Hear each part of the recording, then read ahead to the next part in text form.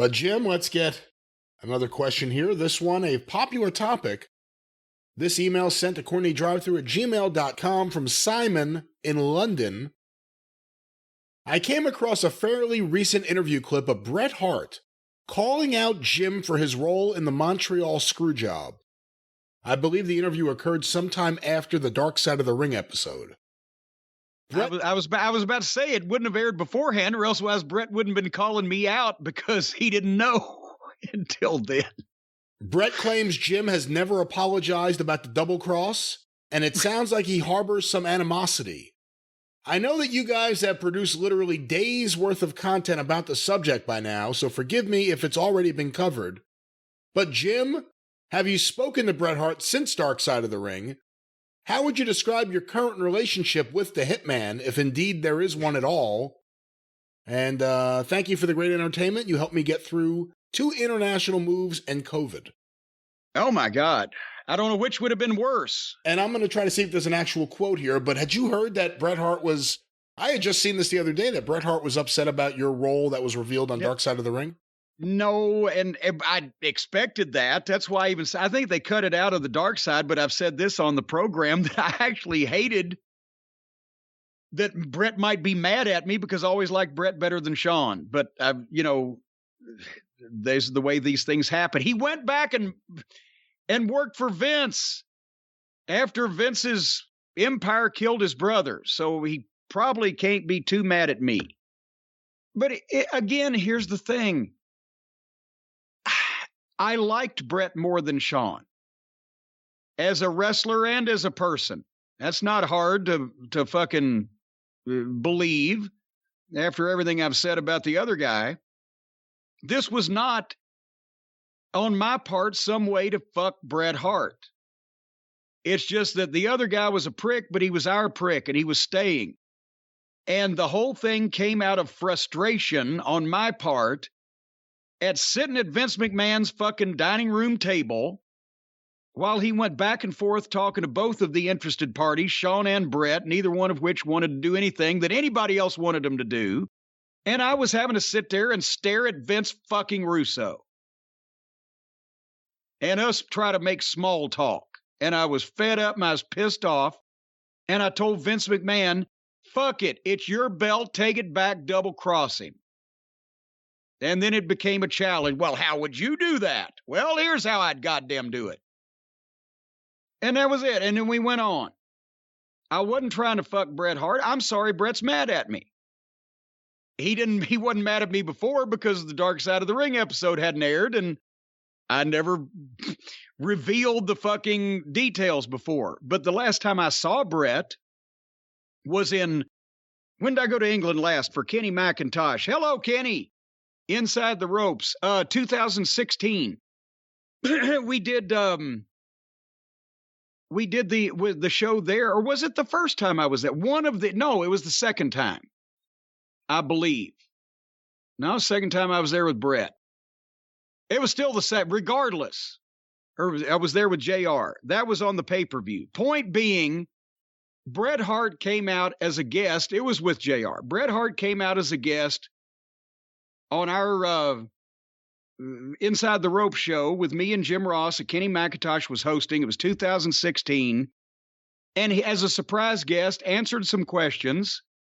And then we went to dinner afterwards. Went to a nice restaurant there in London. They're actually open past 10 o'clock at night, restaurants in London, just nowhere else in the fucking country. And, had a nice talk and, wonderful fellowship, as they used to say. I didn't lead the conversation with, by the way, Bret, it was my fucking finish.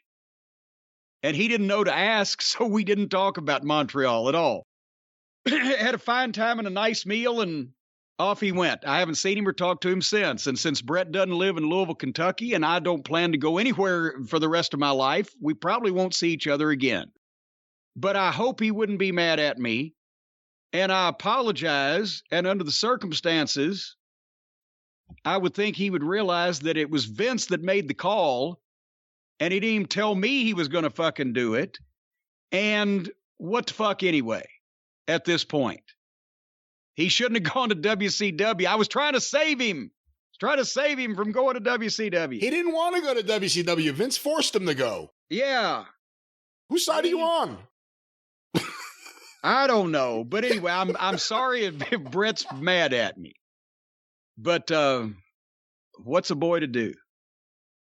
Well, hopefully your relationship can be repaired with Bret, but if not, maybe Bret thinks back on his career and thinks back on things that were done wrong to him, things that were done wrong in Montreal, and it turns out Jim Cornette was the mastermind behind everything. Maybe it's time to sue. Well, this is the thing, Brian, is that if Vince McMahon had double-crossed and screwed Bret Hart like he did in 1997, in modern day, we would know exactly who Bret Hart should call. Call Stephen P. News.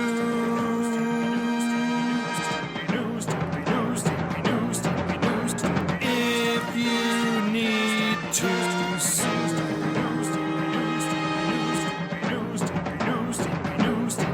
An outlaw mud show or two.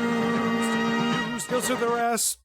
Yeah, boy, if there's some dirty double crosser in your life that you want to get even with, that is called your finish sideways or cheated you in some type of fashion, call Stephen P. New at newlawoffice.com, 888-692-8084.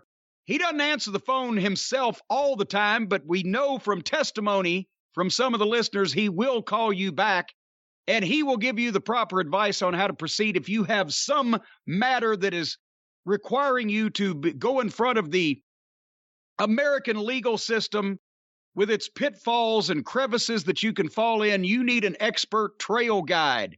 And that man is Stephen P. New. And very soon, as we've revealed on the last couple of weeks' programs, he is going to be cracking down on the evil pharmaceutical companies, including those Johnson & Johnson bastards, that not only knew there was asbestos in the talcum powder, but performed experiments to see how much asbestos people could take. And then, once they were found out here and judgments were filed against them here just recently, they're now putting everything into a shell corporation and bankrupting it to try to get out of paying the judgments.